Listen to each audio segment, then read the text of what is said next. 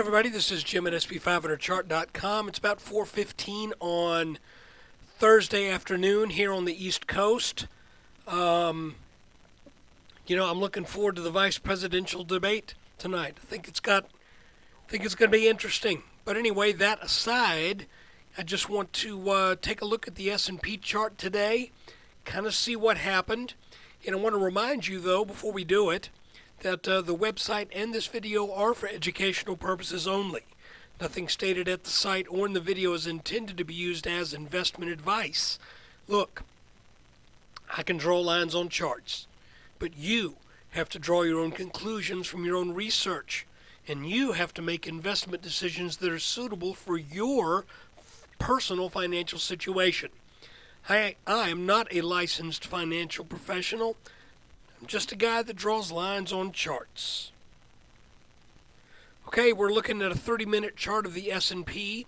Tell you what, let's switch it to an hourly so we can get a look at this light orange line that I've talked about for a while. That line actually goes all the way back to early June of this year at that bottom of this inverse head and shoulders pattern that set up this whole rally. And you can see that today, when we go back to our 30-minute chart, we had two touches on that line, one late yesterday, one late today. And that is, both of those also happened right at about our horizontal support trend line, right around the 1432 area. Now, I'm not going to pretend that I got this line pinned down to the 100th or to the second decimal place. In fact, I won't even pretend that I've got this line tied down to the one digit. But it's about 1432, give or take a little bit. And we're going to zero in on what took place over the past few days here in just a second. But before I do, I want to remind you of something. And this is an objective thing. It's not a political comment. But the jobs numbers that came out this morning were very, very strong.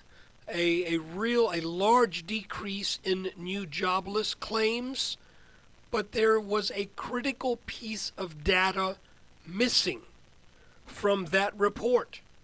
It appears, and you need to Google this to satisfy your own curiosity, but it appears that the state of California did not get its numbers into the report. So, I could be a conspiratorialist and tell you that does not surprise me. Just a few weeks before the election, but I'm not going to take that line.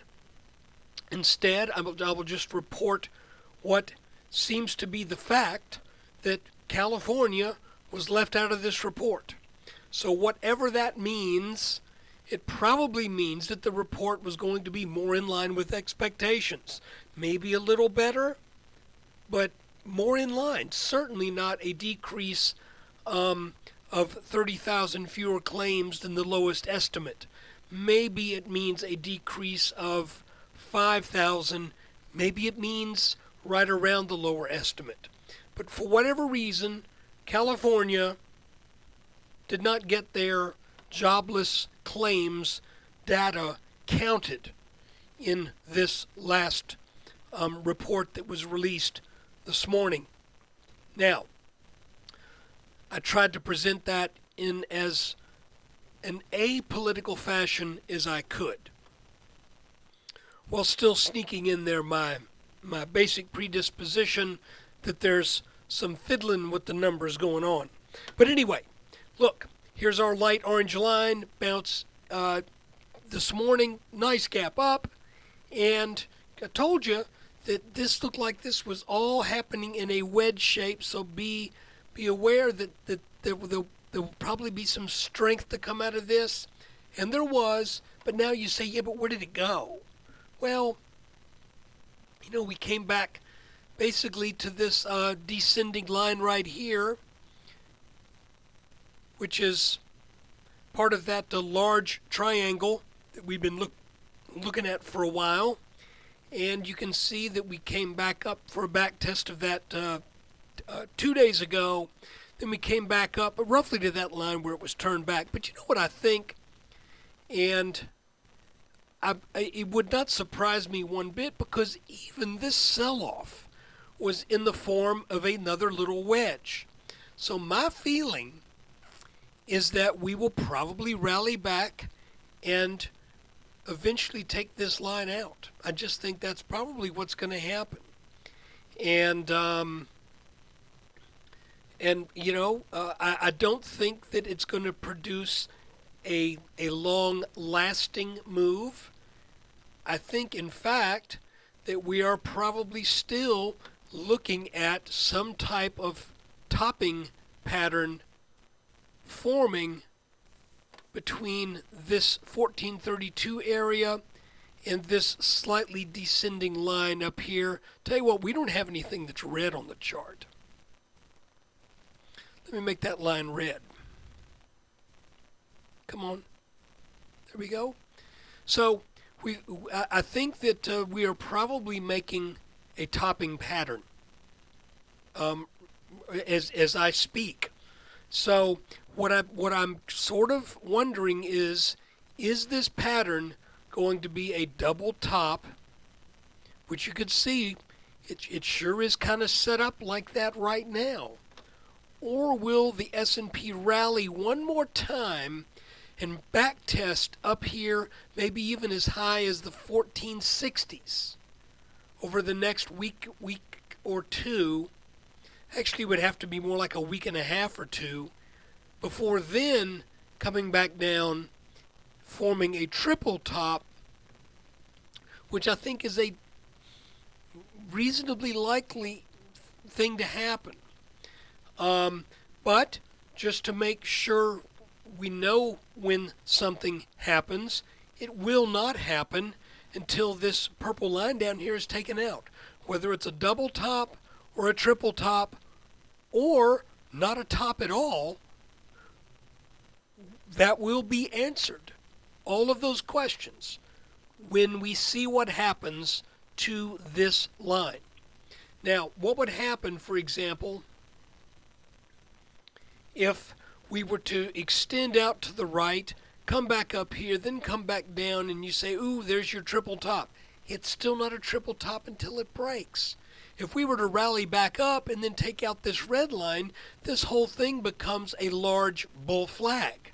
Okay? I'm not really predisposed at this point to think that is what is going to happen, but it is a possibility, you know? And so just bear with me for a second here. When rising channels break, they break for one or two reasons. Typically, it's for a reversal, but it can also break for a consolidation pattern that leads and serves as a continuation of the underlying trend. This is still a possibility, but the market's going to have to really firm up here, and it's going to have to make a nice charge up to this red line again.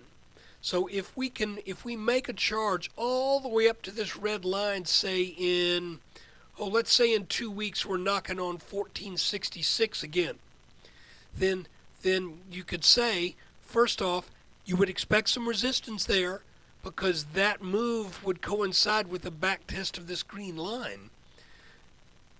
But if we then come back to this 1432 area and don't take it out, then head up for another go up to the 1460s, then that might be a little heads up that this line can hold.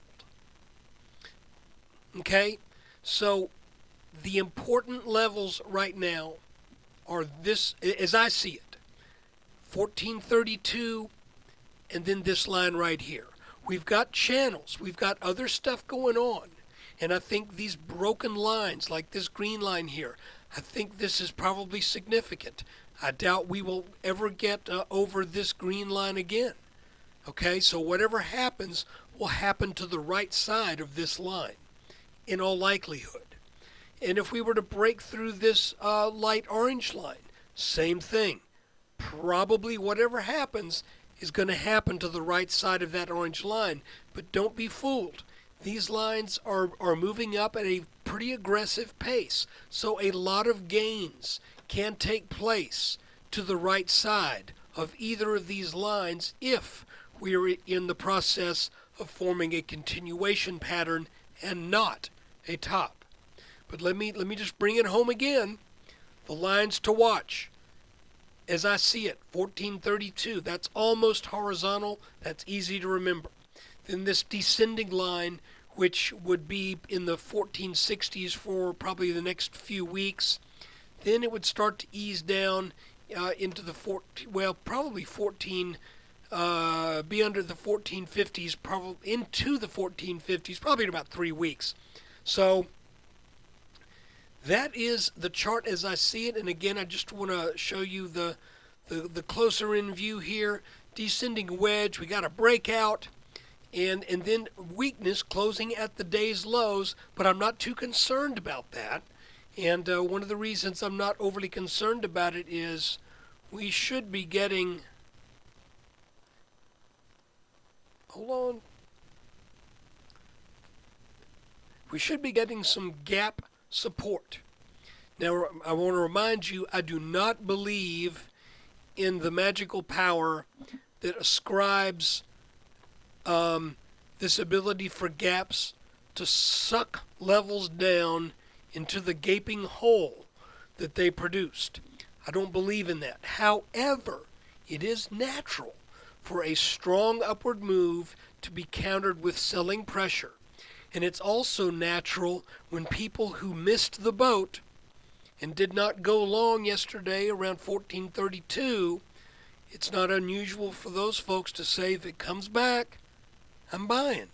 So that is why you often get gap support. So guys, let's see what happens.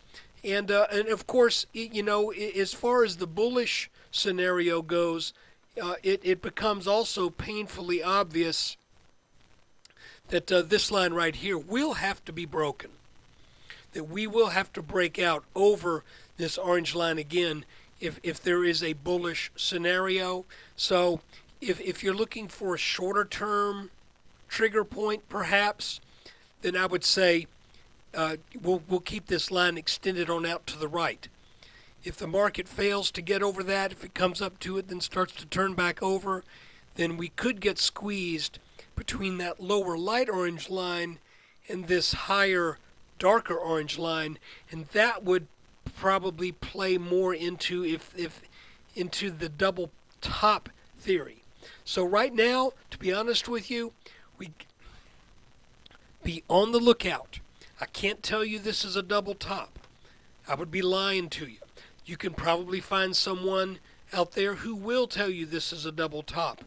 And if it is, they'll look smart. If it's not, they'll look dumb. I would rather look cautious and say, wait for a breakdown of 1432 to show us this is a top. But for right now, we don't have it. We are so close to this line. I'm sticking with my longs. I will sell if we break this line right here. So guys, thanks for watching the video. I appreciate your subscription to SP500chart.com. Take care.